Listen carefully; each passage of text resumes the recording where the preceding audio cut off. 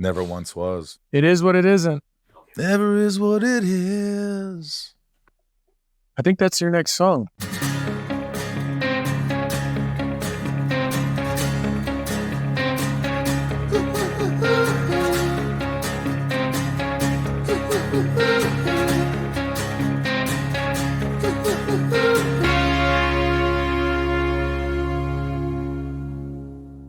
Welcome back to Talkville, the ultimate glasses Smallville rewatch podcast, where each week we go back, way back, watch an episode of the show, and discuss it with fans like you.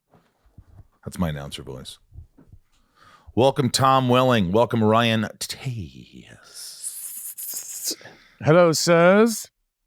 I'm excited for this episode. We get a lot of Pete. We get a lot of Pete. And how many seasons did Pete last? Do we know? 4 or 5. Did he? It wasn't a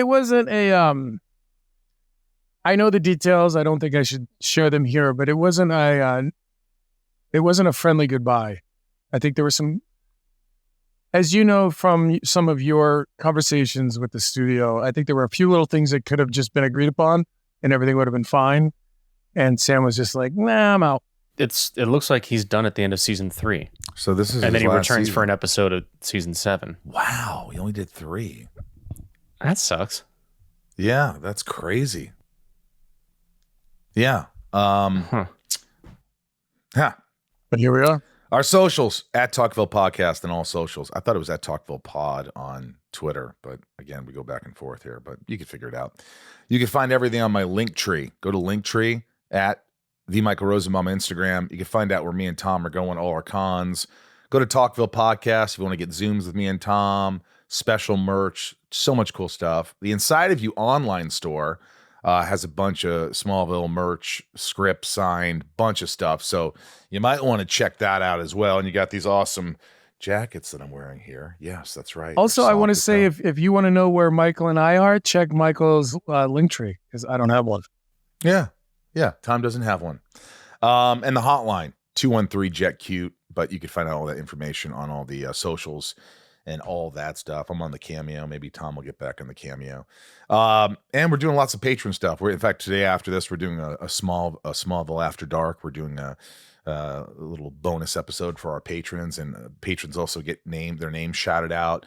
Every once in a while, Tom and I do a Zoom with all the top tier patrons. And so join it, help the podcast out. Patreon.com/Talkville. Without further ado, let's get into season 3, episode 13. This is Velocity. Aired February 11, 2004. Jeannot Schwartz was the director. Second and last episode this season. Todd Slavkin, Darren Swimmer. Love these guys. They wrote it. Guest star Ian Somerhalder, Adam Knight, Camille Mitchell, Sheriff, Nancy Adams, Francois Yip as Dr. Leah Tang, Ryan Merriman as Jason Dante. I mean, this is an all-star crew, writer, director, actors. Like they set this up to be good.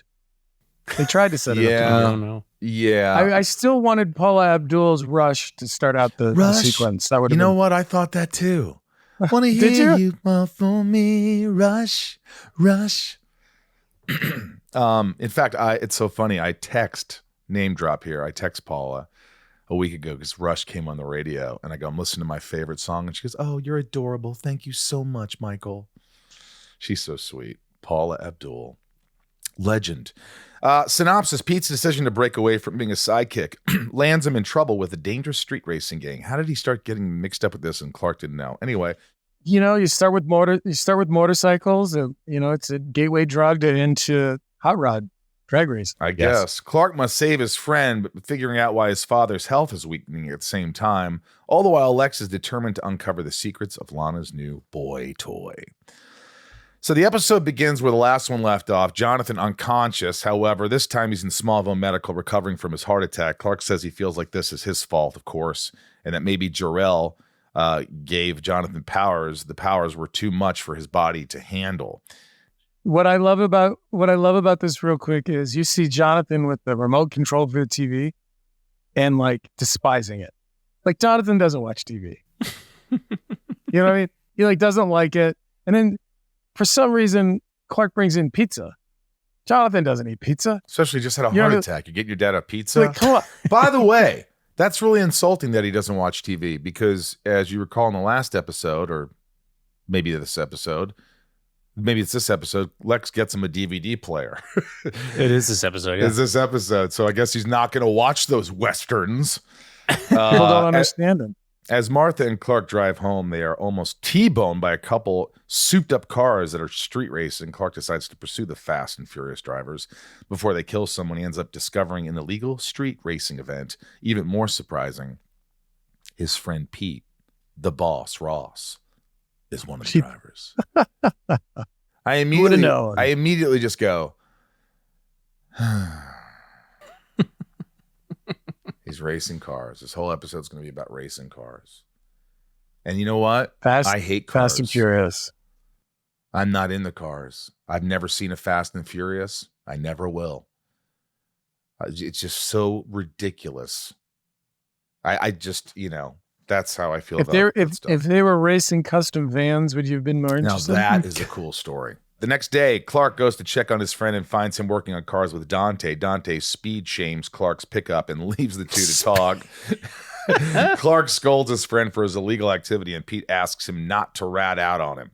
Lana visits Adam, and evidence of a doppelganger named Chad Nash with a similar piano and karate skills was reported dead months ago. She demands answers. Before he can explain, a drop of blood comes from Adam's eye, and he rushes her out. That was kind of creepy. I mean, the blood from the eye. I mean, when is enough? Super creepy. Here's the thing.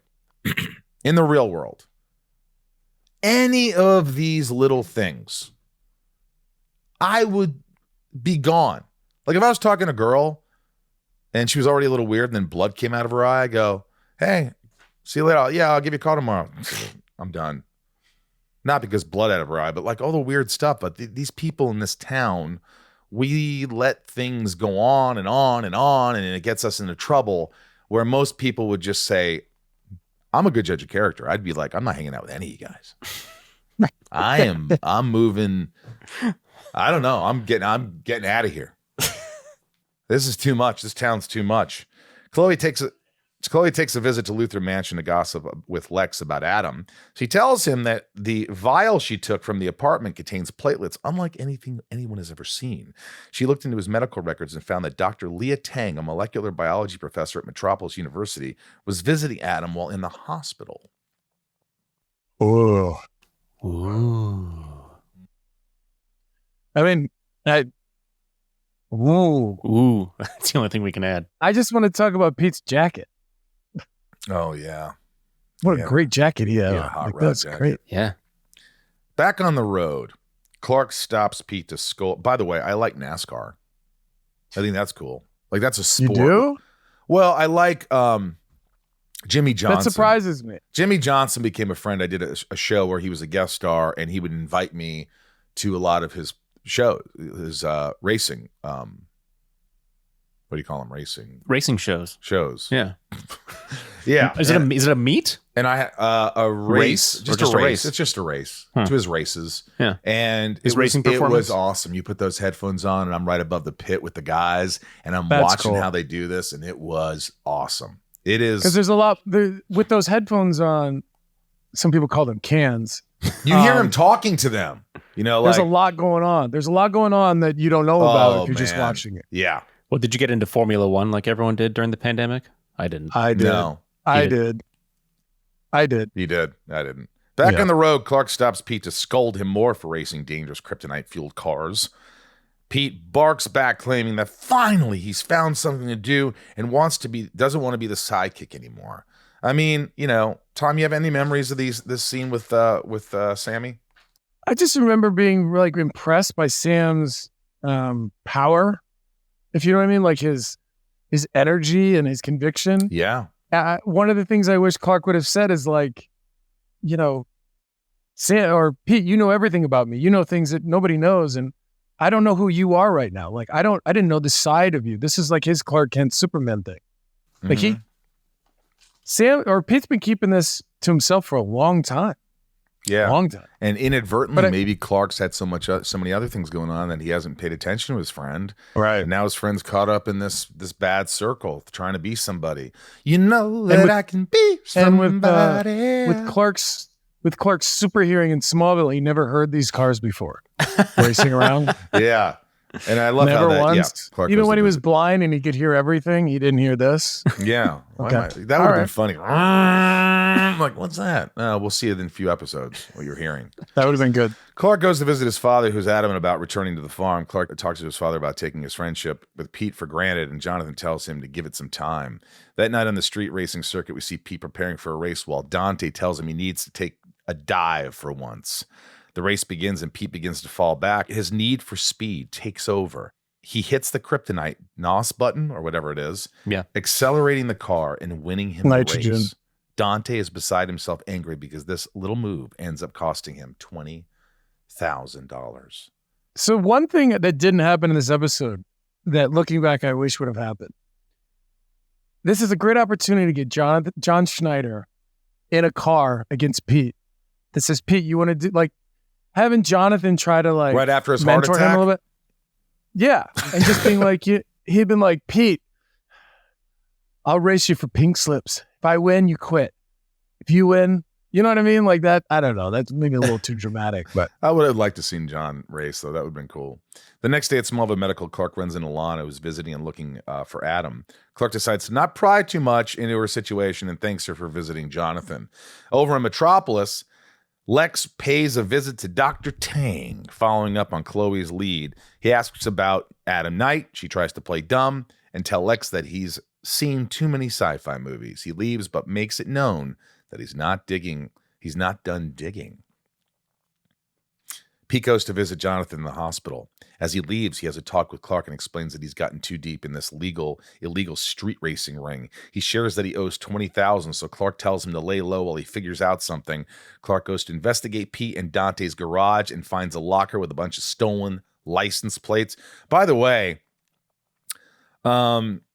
again, Sam in these scenes was just so connected. It's almost like he was fighting for his job. For his job. Well, he's barely been featured. He was so good and he never been featured. And whenever he has something to do, he steps up. Yeah. He obviously has some chops. And, it's a shame that he didn't.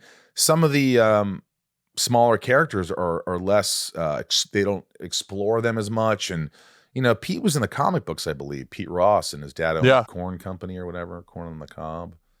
But what company? I don't know. Didn't he have corn? Corn, not porn. I thought you said something else. Anyway, Clark takes this information about the license plates to his partner in journalism, Chloe. She says Dante is more Grand Theft Audio than Indy 500. Grand Theft Auto. What'd I say? Grand Theft Audio. Grand Theft Auto.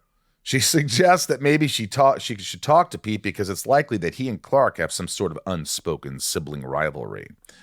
Again, Allison steps up. She's great in the scenes. You're great in the scenes. I didn't have a problem with, I think it was the material. It was just like, I didn't really. It felt like it was trying to be a PSA for a lot of it. Yeah.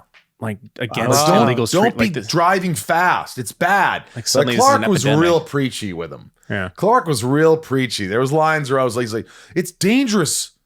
Okay? He's like, dangerous? That's all you do is go deal with dangerous shit. Clark narcs on Dante, and next thing you know, his shop is being held up at gunpoint by sheriff and 3 other officers. Stay right there! First of all, would it be the sheriff that does it or FBI? Maybe it's a sheriff at first. The sheriff shows up to the Kent farm and thanks Clark for nothing. The barn was clean, and this tip from you just ended up wasting taxpayer money. You're as reliable as a local weatherman in Los Angeles. That's a little. What did she say about the storm? Next time you predict a storm, make sure it's raining or something. Next time you predict a storm, you better make sure it's raining, son. Whoever wrote that line just put their pen down and walked away for the rest of the day. Yeah, They're like done. Done. Pen drop. Talkville is brought to you by AG1. We talk about this all the time, this product, how much we love it. One of our patrons actually came up to me, Bob Knutson, and he was like, guys, I do the AG1. And I go, really? He goes, yes. I go, well, how do you feel? And he goes, I tried not doing it, and that wasn't good. And I loved it because it was like he really like, you know, I when we're talking about products, folks, and they're because I really think they work. You know, Tom and I believe in them, and so when other people see that, it makes me feel good. AG1 is the daily foundational nutrition supplement that supports whole body health. I drink it literally every day, and I do it because I feel better. I have more focus, more energy. It's so easy. Tom, tell them how they do this. Instead of taking all these supplements, what do? It's so easy. You just put it in some water, shake it up. It dissolves really simple. I actually take mine first thing in the morning, even before coffee. It sits good in your stomach. You feel energized. You feel like you accomplished something, that you got it all out of the way, and you can carry on your day. Yeah, you don't have to take all these pills every day and these supplements when you can just put some powder and some cold water, stir it up, and boom, drink it, go about your day. It's tasty. It is. It's tasty. And I'm always looking for life upgrades, which I've come to love and trust AG1. Every scoop is packed with 75 vitamins, minerals, probiotics, whole food sourced ingredients of high quality that give me major benefits like gut and mood support, boosted energy, and even healthier looking skin, hair, and nails. I mean, look at me. Do I look 51? Yeah, exactly. Thank you, Ryan, who's over there off camera. Science-driven formulation of vitamins, probiotics, whole food sourced nutrients. AG1 is raising the standard for quality in the supplement category. AG1 helps you build your health foundation first. And I love the travel packs. You get travel packs that you can bring with you. We go to conventions. We sign autographs. We need energy. We need to feel good. And it's so convenient. My AG1 is delivered to me every month, so it's super easy to make it a daily habit. If you want to take ownership of your health, try AG1 and get a free 1-year supply of vitamin D and 5 free AG1 travel packs with your first purchase. Go to drinkag1.com/Talkville.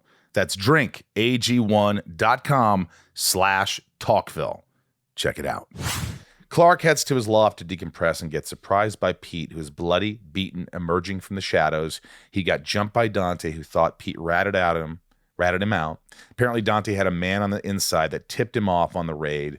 Pete is frantic, desperate, pleading for Clark to rob an ATM to get the money needed to save him and his family. And let me tell you, it could have been very easy. He was awesome in this scene. I was like writing and watching at the same time, and he forced me with his acting to take notice. Like, it was so sad, so intense. He really committed, and it came across great. Like, I felt bad for Pete. Way to go, Sam. Pete understands that Clark won't get dirty to save him and is determined to find a way to put this to an end. I like that argument. He's like, Clark, I protect you all the time. You go out there, you're protecting all these people. I'm finally asking you for help, and you're just going to sit there and preach to me.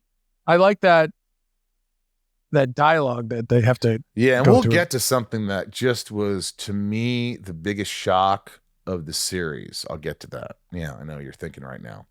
Clark decides to go pay a visit to Lex. He needs a favor to the tune of 20 G's cash. Lex doesn't give him the cash, but he does give him some good advice. Be careful. I kind of thought that was shitty. I'm like, Lex, he's asking for money. He never asks for anything. He's desperate. Give him 20 grand. 20 grand is like $1 to most people. But he didn't. As Lex leaves, Clark notices his friend's Porsche keys and decides to steal his car. It was odd. It was a little odd. Mm-hmm. You know, why didn't he just... I guess he was going to give it back. So very uncharacteristic of Clark, though. You never see him do stuff like that, which I'll get to. Clark takes the car back to Pete, tells him it will be the bounty for a race between Pete and Dante to settle the debt.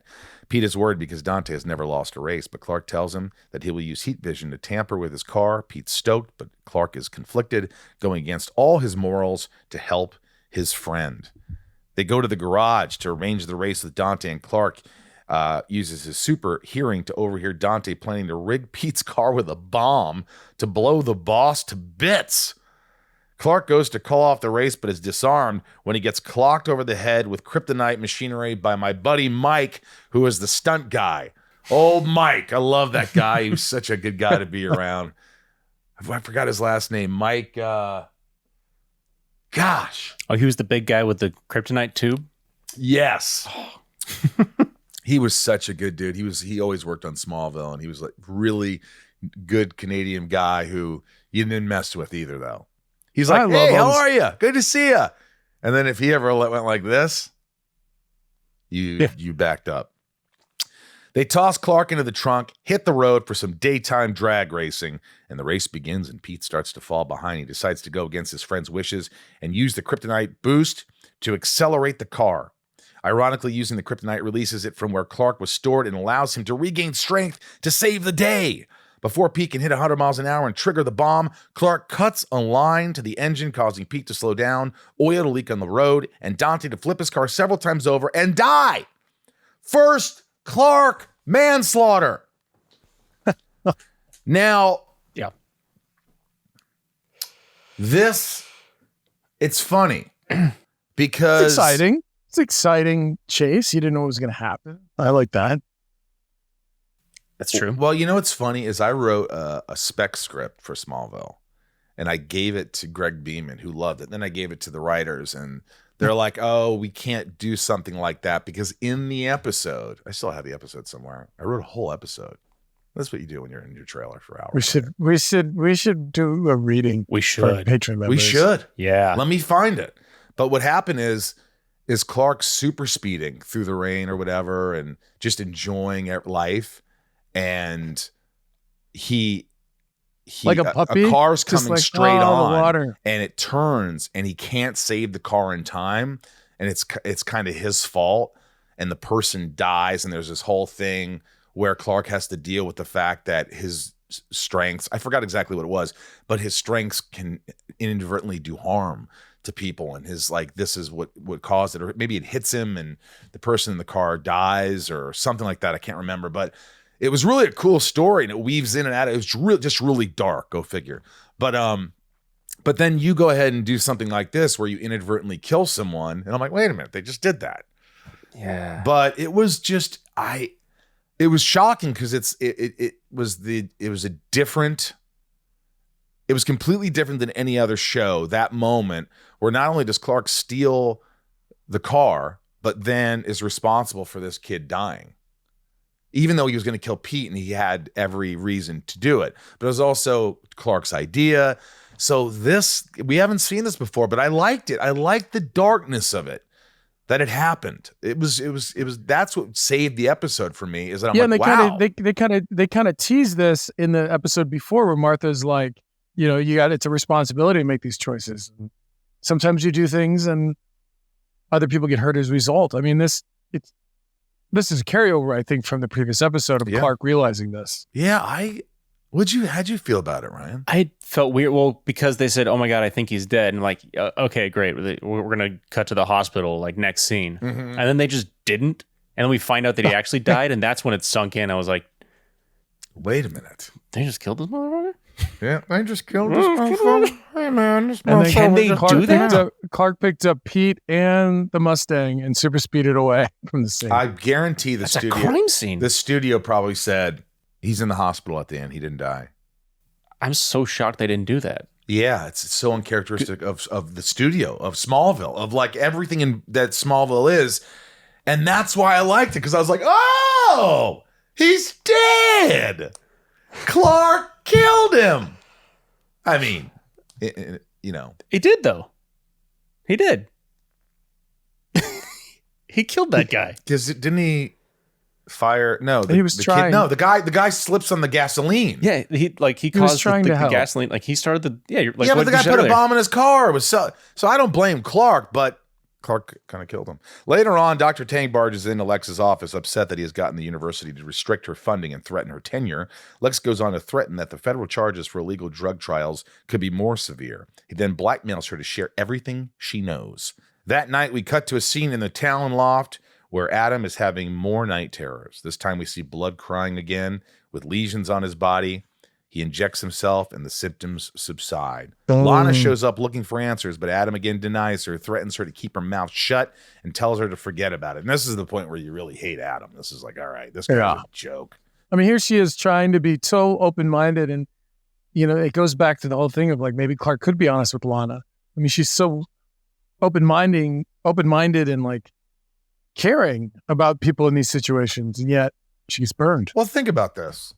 She goes out with some dude that could create energy and all these things. Then she is hanging out with this other dude who has these other powers. And like it goes on and on.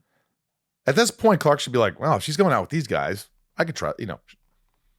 Me telling her something is not going to blow her away here. Wait, what's this? So Clark goes up and says, hey, Lana, I've noticed the type of guys you've been dating. They have all got a lot of powers. I'd like to share something with you. Yeah.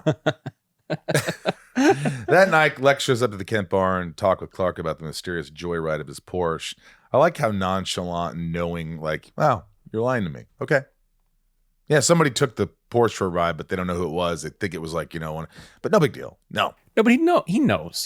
He did it. That's what I'm saying. Yeah. That's why he's there. It was great. It was great. Okay. It's like, okay, Clark, whatever. He sends, and this is when the lies start pouring in throughout the years. He sends his regards to Jonathan and then tells Clark that sometimes you have to cross the line for a friend in need, so he understands. The next morning, Jonathan's welcome home to low-sodium turkey. Clark shares that he may have crossed the line to save a friend. Jonathan tells Clark that as he grows up, he'll understand that there's more of a gray area and things are less black and white. He then goes on to share that the deal he made with Jarrell could be contributing to his poor health, but he does not regret it. Now, why would you even tell Clark this? Hey, I don't want you to feel bad. In fact, earlier I said, has nothing to do with you, but I just thought about this. You know, it might. Your dad, your real dad's, he's killing me. When I was watching this and he was talking, all I could think about was how handsome and how good Jonathan Schneider looked. And I was like, you're right. You are healthy. Look at you. Yeah. He looks so young. You look great. What's crazy is, like I said, I think John He's younger than you guys. Was 10 years younger than I am now. That's crazy. That's crazy time. The episode ends with Pete showing up to apologize to Clark, saying that as long as he lives, he will never let this happen again. Clark is visibly distraught after having killed somebody and can't put it aside to play a game of one-on-one with his former sidekick. Wait, you didn't see the opening of this scene with the baskets I was making? I shot one. I was like flipping it. I was like really proud of myself that those went in. I like it. Like 3 in a row. Yeah. Just saying. But, you know, this was really sad. This is a really sad, tragic moment that I didn't expect. I thought they'd be buddies again. And I like that the show let this friendship sizzle out for a second. I did you a favor. Now leave me alone because I'm devastated by this. I helped my friend and it was costly. And that severed the relationship.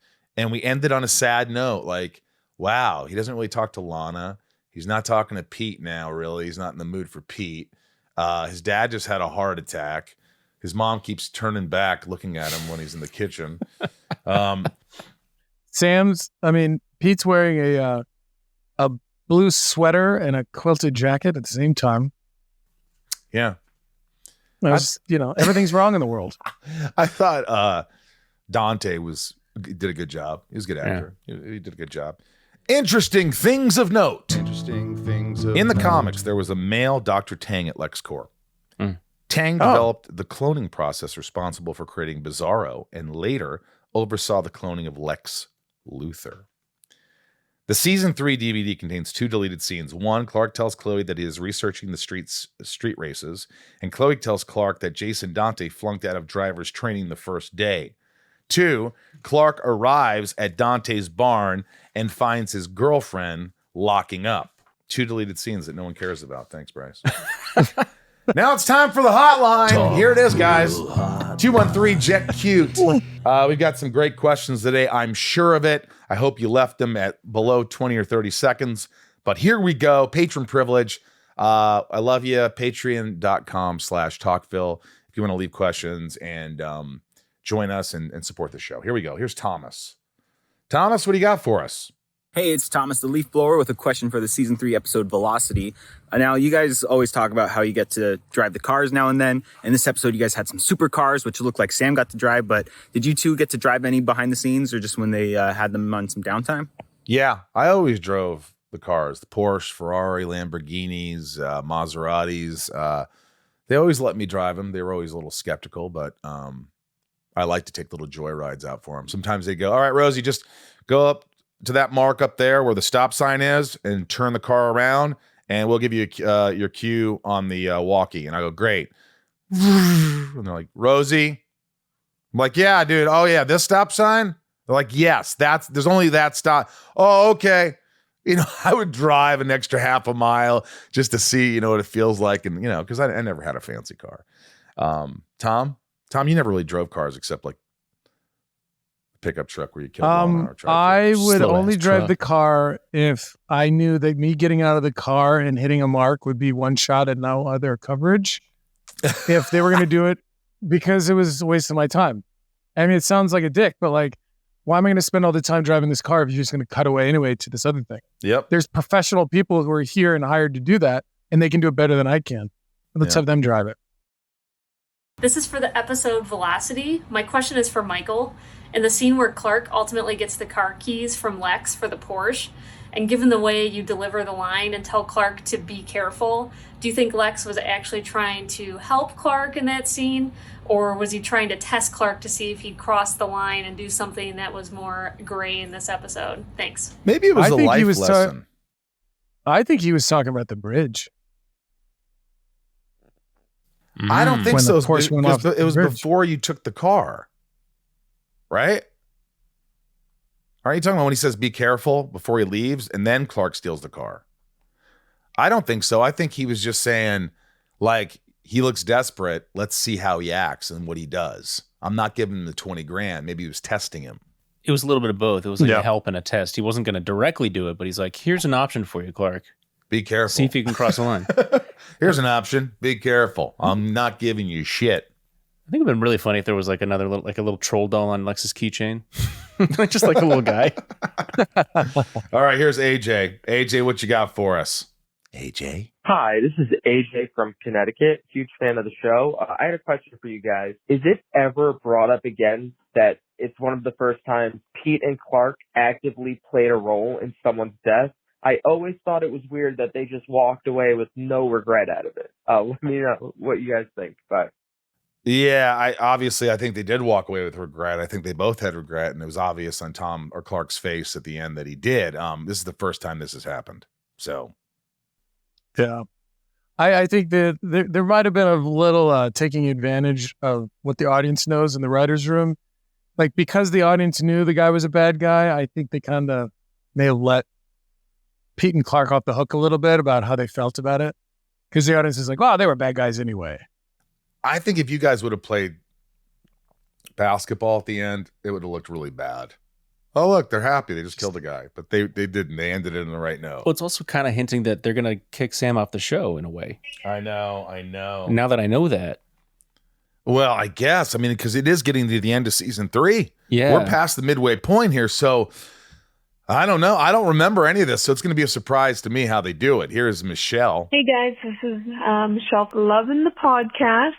So I'm watching season 3, episode 13, Velocity, and Pete is street racing fancy cars and whatnot. Do you think the writers, creators, and all that decided to do a racing episode because the Fast and the Furious came out in 2001, and then Too Fast, Too Furious came out in 2003? Probably. And this episode was 2003?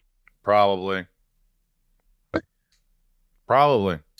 Yeah. I would say yes, of course. But in listening to that question, I was thinking it probably would have felt more genuine if Pete was racing off-road dirt bikes for some reason. I think the flashiness of those cars that neither of you or I really care about took us out of it. It would have been harder with bikes. Doing something we saw. Or if he was like really into cross country racing, How about Hot Wheels? but he like had to take a dive, something like that. You know, Yeah, maybe. Here's Oh Sherry. Who's saying that?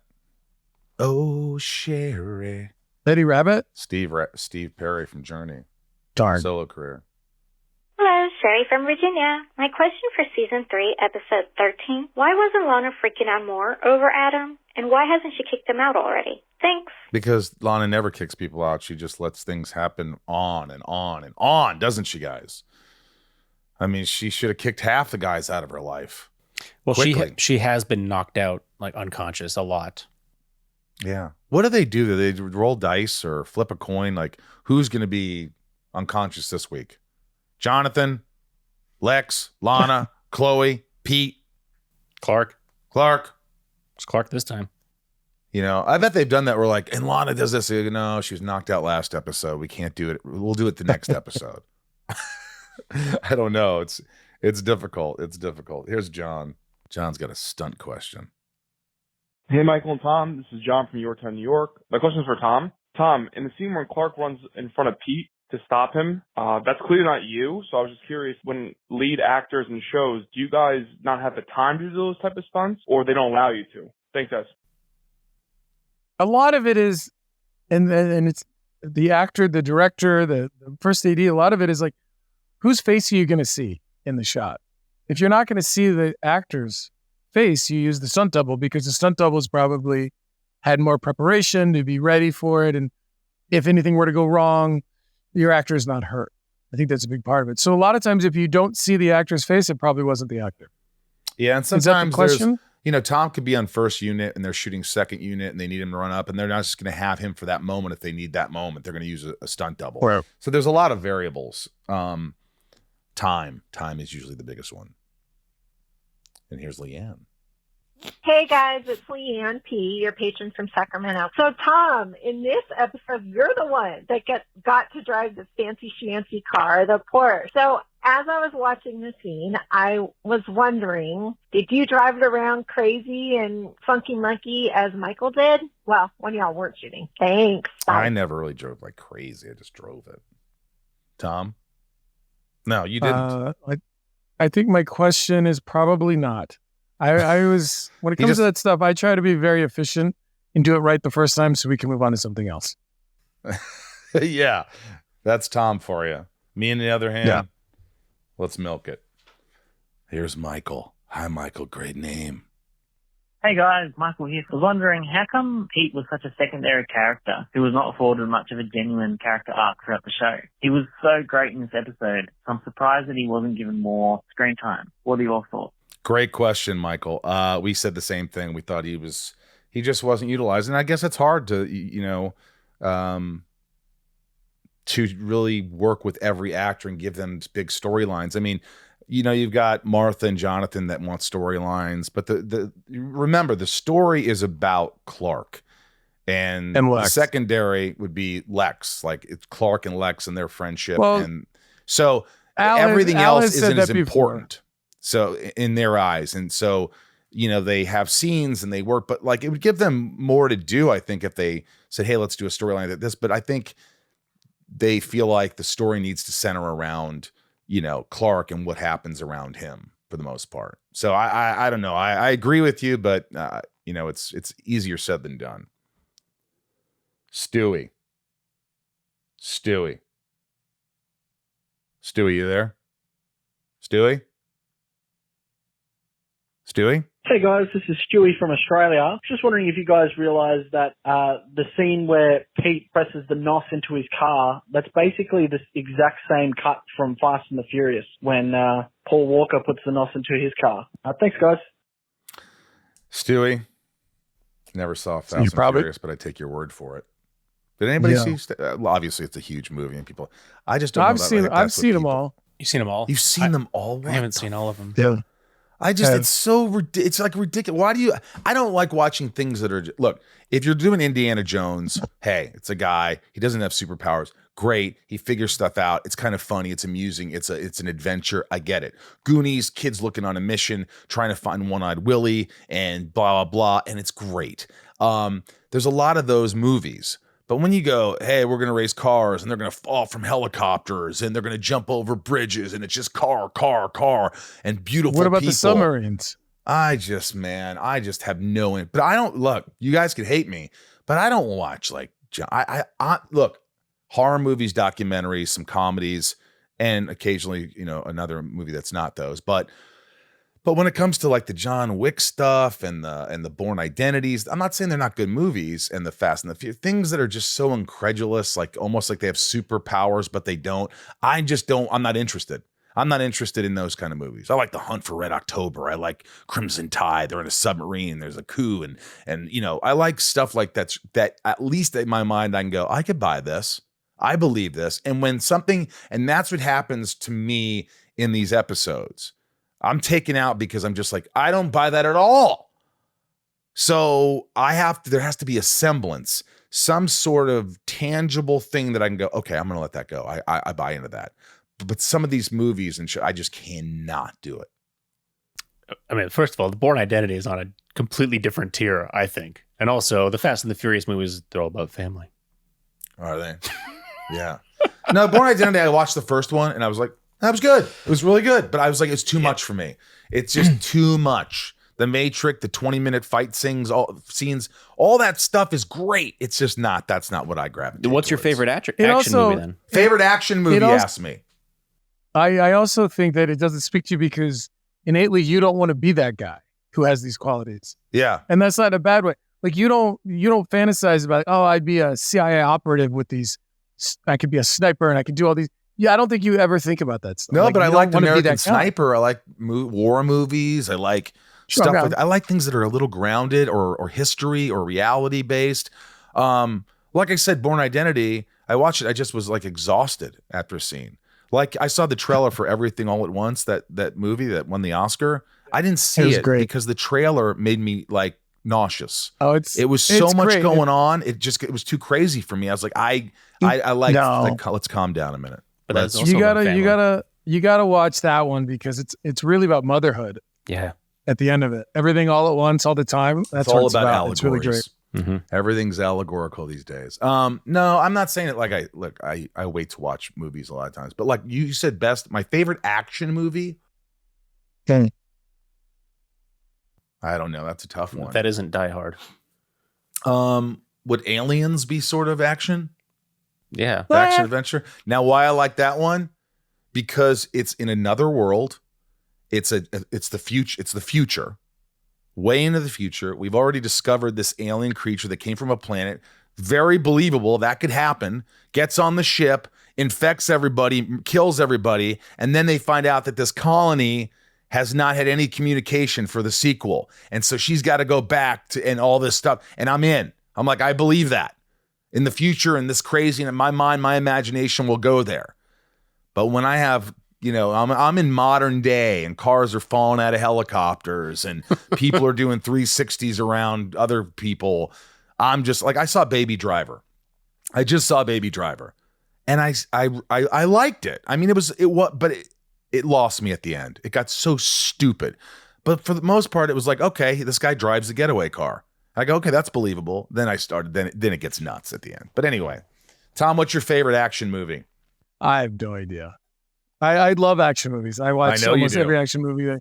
Like I love the stunts. I love the editing. I love how they try to make things look real that obviously aren't, like the John Wicks of it all. Like obviously that doesn't make any sense, but I still will be the first one to watch it when it comes out. Yeah. Like First Blood. The First Blood, Rambo First Blood.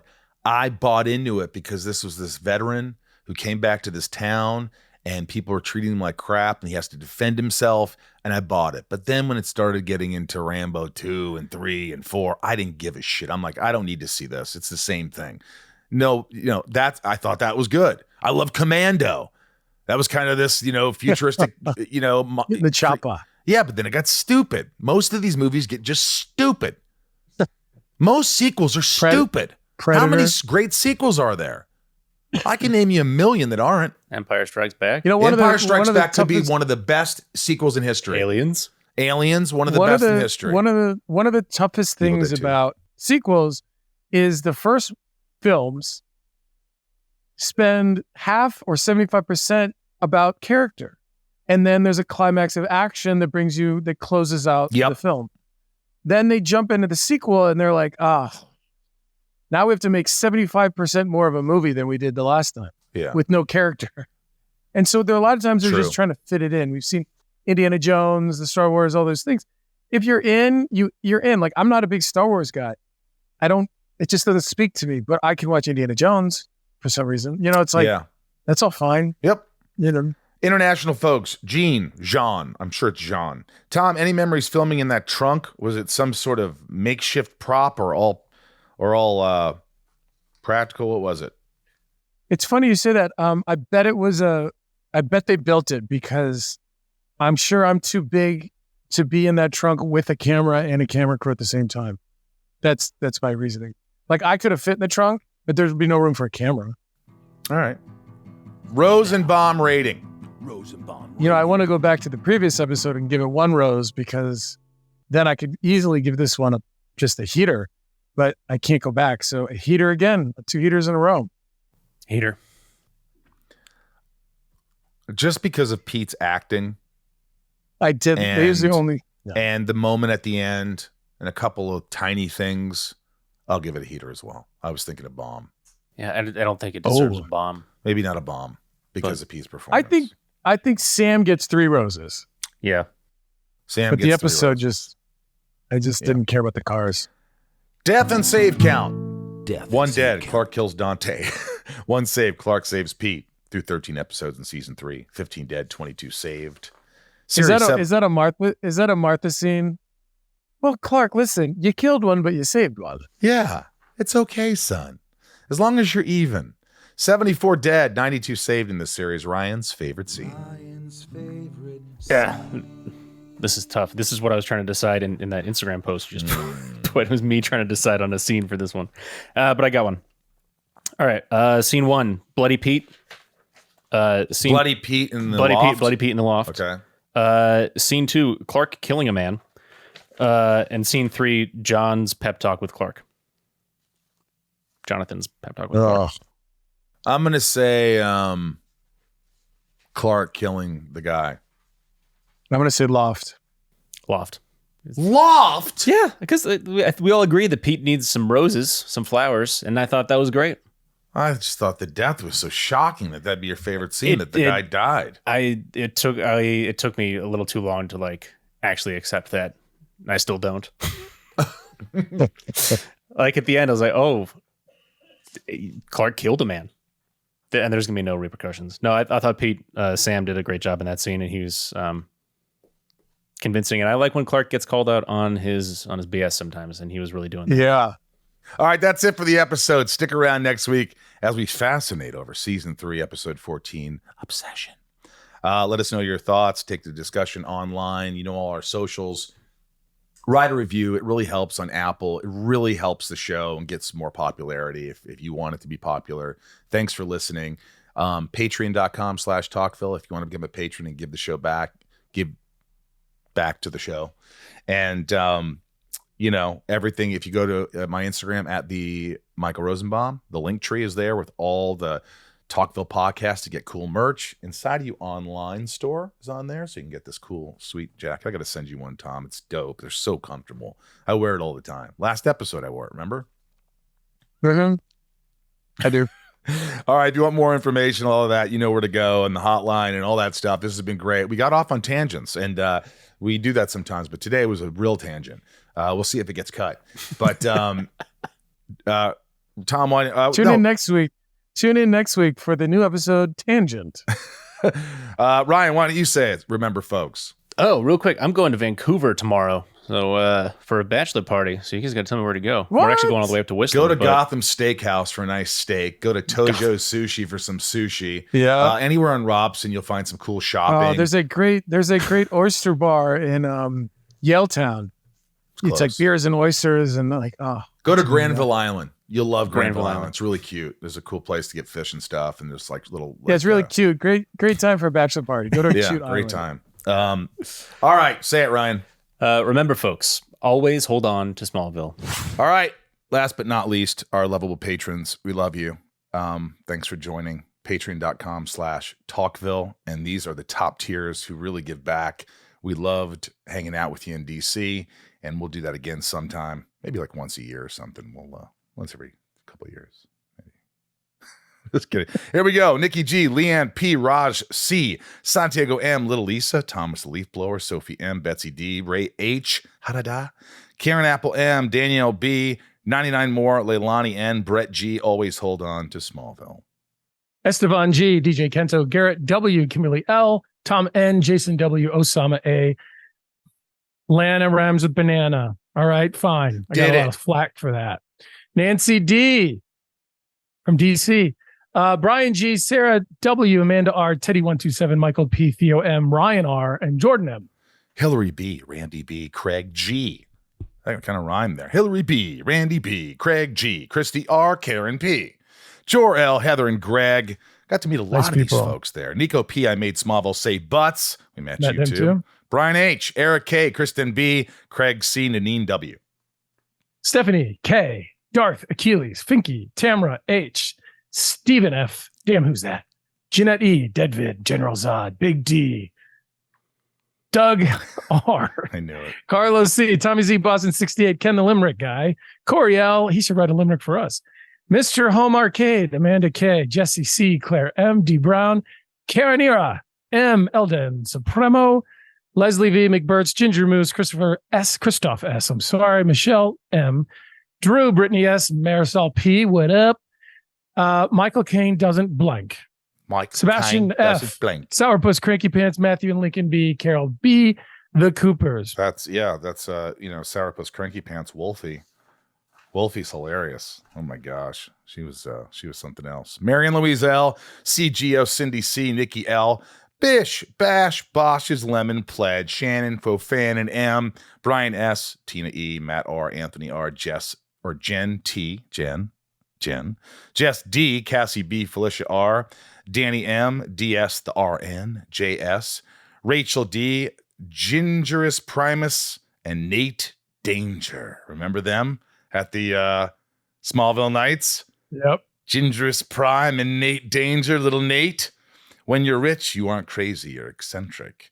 Paul W, Jonas 1, Samantha S, Derek Smallville Podcast, Sage C, Spicy Brown Says, Carrie A. We love you. We adore you.